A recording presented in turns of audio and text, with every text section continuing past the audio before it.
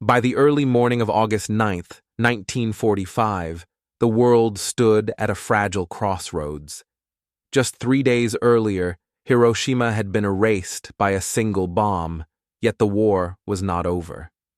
Japan's leadership remained divided, struggling to comprehend the nature of the new weapon that had destroyed an entire city in seconds. In Tokyo, meetings stretched late into the night as generals and ministers debated reports filled with contradictions, some describing a massive explosion, others speaking of strange illnesses and cities swallowed by fire. The true meaning of Hiroshima had not yet fully settled into the consciousness of the nation. Across the Pacific, American commanders watched the clock. Plans for a second atomic strike had been in motion for weeks, built on the belief that overwhelming force would force Japan's surrender and prevent a bloody invasion of the home islands.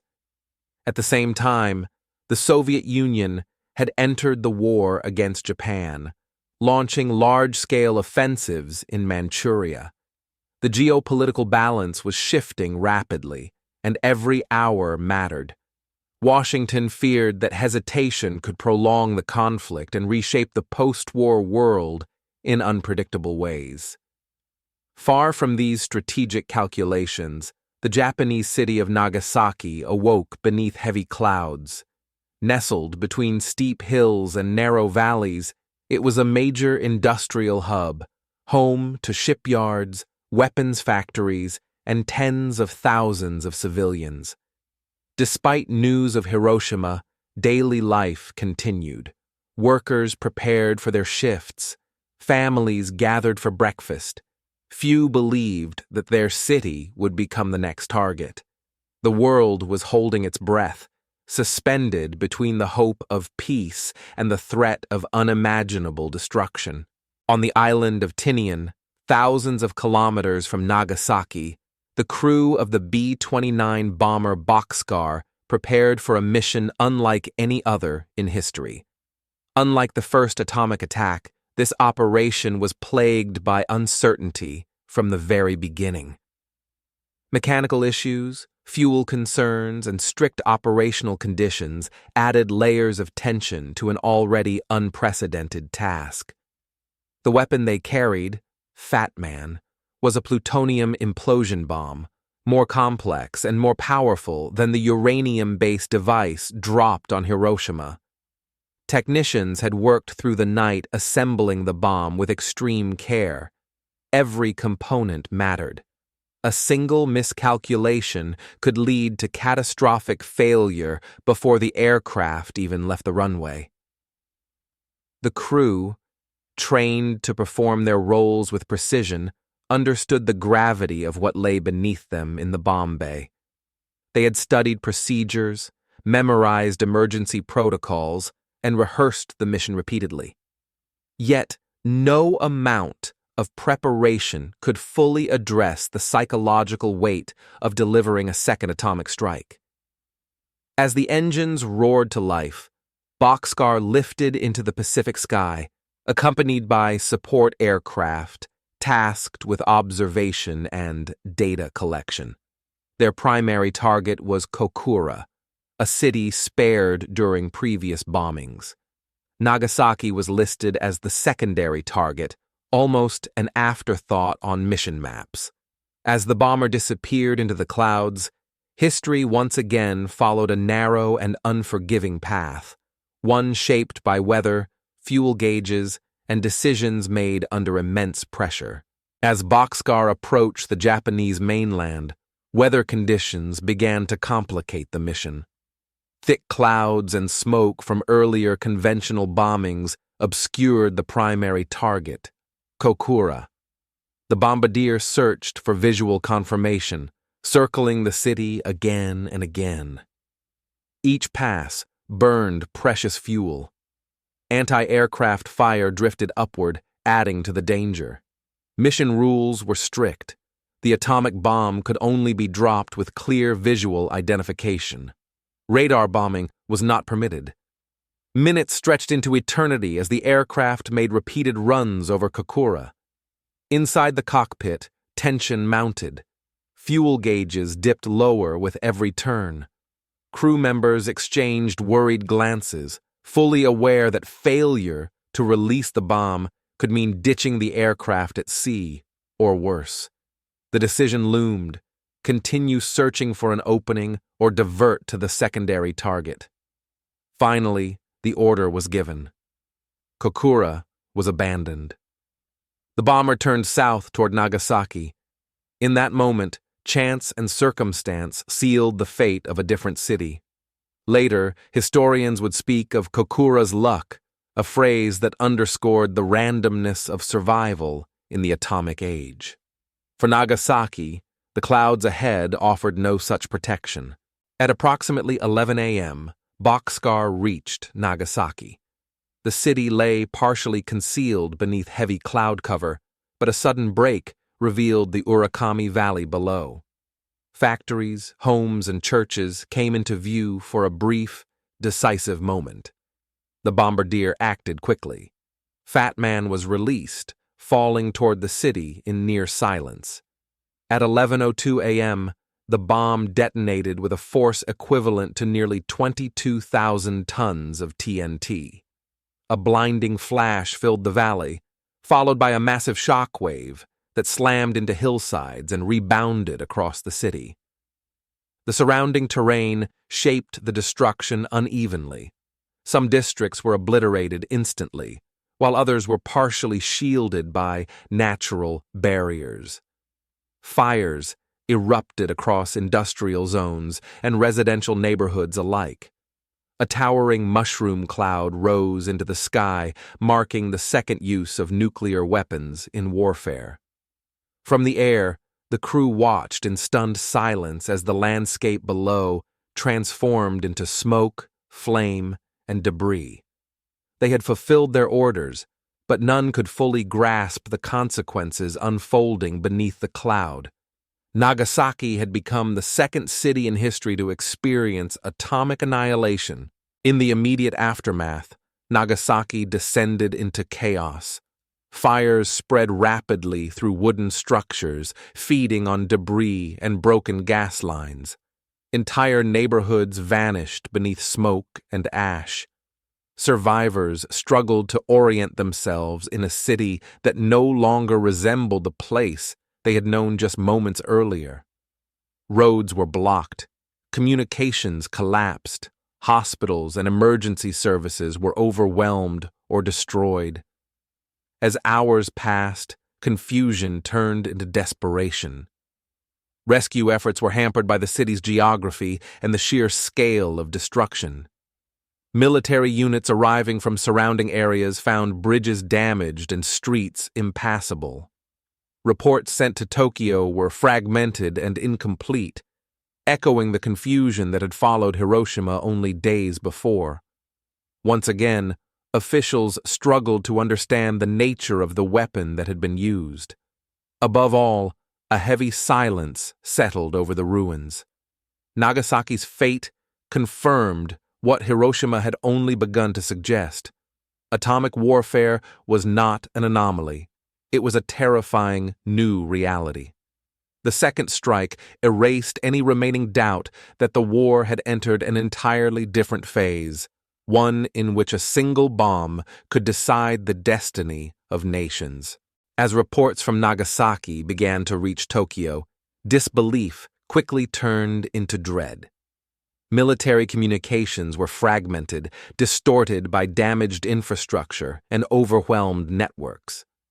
What little information arrived described a second city devastated by a single bomb. Factories destroyed, neighborhoods erased, and fires burning uncontrollably. For Japanese officials, the confirmation was devastating. Hiroshima had not been an isolated incident. The Americans possessed more than one atomic weapon, and they were willing to use them. Inside government offices, maps were spread across tables as commanders tried to assess the scale of the catastrophe. If one bomb could destroy an entire city, how many more might follow. Scientists were summoned to analyze available data, but their conclusions offered little comfort. The weapon used at Nagasaki appeared even more powerful than the one dropped on Hiroshima. The implications were clear. Japan could face total annihilation if the war continued. Across the country, civilians sensed the growing crisis. Radio broadcasts were cautious and vague, but rumors traveled faster than official statements. People whispered about city-killing bombs and skies that burned white. Families with loved ones in Nagasaki waited anxiously for news, often receiving none. The psychological impact of the second strike rippled far beyond the blast zone, shaking the nation's confidence and pushing Japan closer to a moment of reckoning.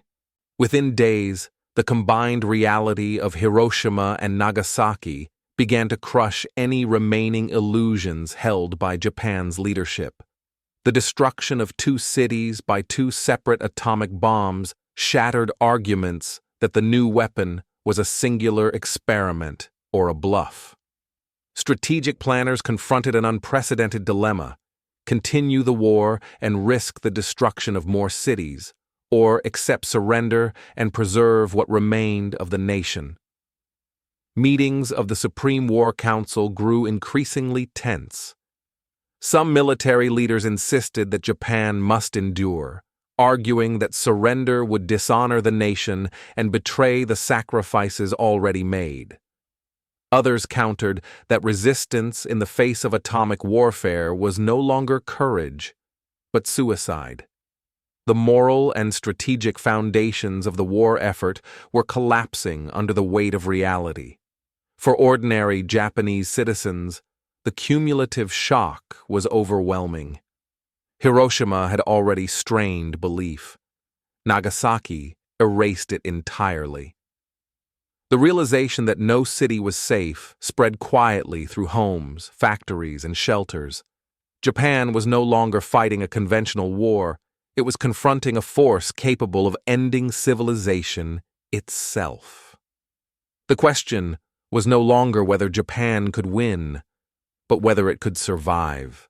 In the United States, the second atomic strike was met with a mixture of relief, pride, and unease. Military leaders believed that Nagasaki confirmed the effectiveness of the atomic bomb as a decisive weapon. The message to Japan and to the world was unmistakable. The United States possessed overwhelming power and was prepared to use it to end the war on its terms. Public reactions varied.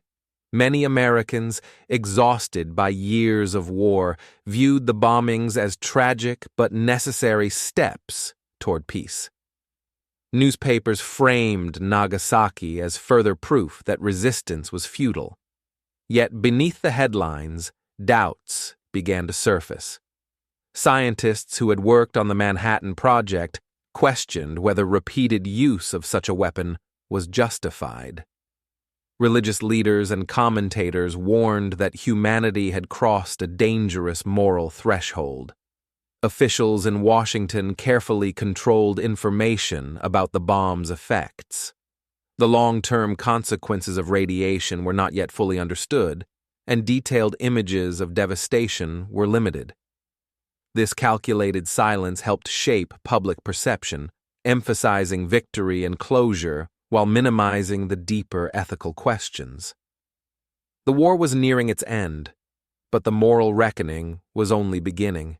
With two cities destroyed and the Soviet Union advancing rapidly in Asia, the balance within Japan's leadership finally began to shift. The argument that Japan could absorb atomic attacks and continue fighting lost credibility with each passing hour. Advisors warned that further delay could invite additional bombings or foreign occupation on an even larger scale. Emperor Hirohito listened as military and civilian leaders presented their final positions. For the first time, the possibility of unconditional surrender was discussed not as weakness, but as necessity. The emperor understood that the nation faced extinction if the war continued. The atomic bomb had introduced a level of destruction that made traditional concepts of honor and endurance obsolete. Behind closed doors, preparations began for an unprecedented act, a direct imperial intervention in the decision-making process. Such involvement was rare and extraordinary, underscoring the severity of the crisis. The fate of Japan and the end of the war now rested on a single, irreversible choice. As August 14th approached, the machinery of war slowed to a halt. Military units awaited orders that never came. Factories fell silent. Civilians gathered around radios, sensing that a historic announcement was imminent. The weight of Nagasaki, combined with Hiroshima and the Soviet invasion, had brought Japan to the brink. Across the Pacific, Allied leaders prepared for Japan's response. Plans for additional atomic strikes existed, but they were no longer certain to be needed. The message delivered by Nagasaki had been devastatingly clear. Resistance was no longer viable. When the decision was finally made, it marked the culmination of forces set in motion on August 9th. Nagasaki, the second atomic strike, had confirmed that the world had entered a new era. The war that had consumed continents was ending, but the legacy of atomic power was only beginning to unfold. In the tense hours following the second atomic bombing, Japan entered a state of suspended anticipation. Government buildings remained lit through the night as officials debated how to respond to a catastrophe unlike any in human history. The destruction of Nagasaki confirmed that the atomic threat was not theoretical. It was immediate, repeatable, and devastating. Every delay increased the risk of another city being erased from the map. Messages moved cautiously between ministries, military commands, and the imperial court.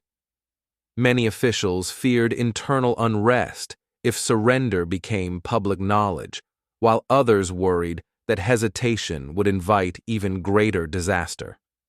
Intelligence reports suggested that the United States might possess additional atomic weapons, though the exact number remained unknown. This uncertainty alone was enough to paralyze strategic planning. No defense existed against such a weapon. No evacuation could guarantee safety. Across Japan, civilians sensed that something irreversible was unfolding. Radio broadcasts were filled with static and coded language, but silence often spoke louder than words. Families gathered around receivers, waiting for clarity that never came. For the first time in the war, hope was no longer tied to victory, but to survival. Nagasaki had stripped away the illusion that endurance alone could carry the nation forward. As limited information emerged from Nagasaki, the scale of suffering slowly became clearer. Entire districts had vanished. Industrial facilities lay in ruins. The unique geography of the city, its valleys and hills, had created uneven patterns of destruction, sparing some areas while annihilating others. This randomness only deepened the sense of horror. Survival seemed determined not by preparation or courage, but by chance. Doctors and scientists attempted to document the effects of the bomb, encountering symptoms that defied existing medical knowledge. People who appeared unharmed collapsed days later. Burns emerged without obvious cause. Hair loss, fatigue, and unexplained illness spread among survivors. The invisible nature of radiation confused and frightened everyone involved. Nagasaki became a living laboratory of suffering, forcing humanity to confront the consequences of atomic power. These reports filtered outward, reshaping international understanding of the bomb's impact. The weapon was not merely explosive, it carried lasting effects that extended far beyond the moment of detonation. Nagasaki revealed that atomic warfare did not end when the blast faded. Its damage lingered, silently altering lives and generations to come. By mid-August, the combined pressures of atomic destruction and Soviet military advances left Japan with no viable options. The argument for continued resistance collapsed under the reality that further fighting would lead only to annihilation. For many leaders, Nagasaki was the final confirmation that the war could not be won, or even endured. Behind closed doors, preparations were made for an unprecedented step: acceptance of the Allied terms. Emperor Hirohito's intervention signaled a fundamental shift in Japan's wartime leadership. The decision to surrender was framed not as defeat, but as an act of preservation, an attempt to spare the nation from total destruction. When word of the decision began to circulate, it was met with disbelief and sorrow. Soldiers who had sworn never to surrender struggled to reconcile their oaths with the new reality. Civilians, exhausted by years of hardship, felt a mixture of relief and uncertainty. Nagasaki had played a decisive role in forcing this moment. The second atomic strike had closed the final chapter of the war. As Japan's surrender became official, the world reacted with both celebration and unease. For the Allies, the war's end brought relief and triumph. For others, the atomic bomb introduced a new fear, one that would shape global politics for decades. Nagasaki reinforced the lesson first delivered at Hiroshima. Humanity now possessed the power to destroy itself. Scientists, policymakers, and military leaders around the world studied the events of August 9th with intense focus. The bomb was no longer a secret. It was a reality that demanded response. Nations accelerated nuclear research programs. Diplomatic strategies shifted. The balance of power tilted toward those who could master atomic technology. Public discourse reflected this uncertainty. Some hailed the bomb as a necessary evil that ended a brutal war. Others warned that its existence threatened the future of civilization. Nagasaki stood as proof that the nuclear age was not hypothetical. It had already begun, forged in fire and silence. In the years that followed, Nagasaki emerged as a symbol of both devastation and resilience.